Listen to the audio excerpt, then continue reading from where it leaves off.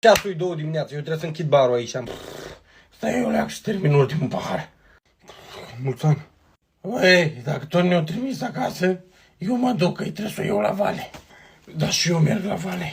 Bine, hai să mergem. Băi, acum da, eu trebuie să o iau în stânga. Da, și eu tot în stânga merg. A, da? Na, dacă tot zici, hai. Băi, am ajuns. Ne auzim mâine. Băi, de-aia tot în blocul ăsta stau. A, da? Hai. Băi, na. Ne auzim, eu trebuie să urc la etajul 2. Băi, eu la fel, tu la etajul 2 stau. A, da? Hai. Băi, eu stau la B. Băi, eu tot. Ui, astea sorii divinitei? Așa tata, așa fiu. Alcooliști e dreacului.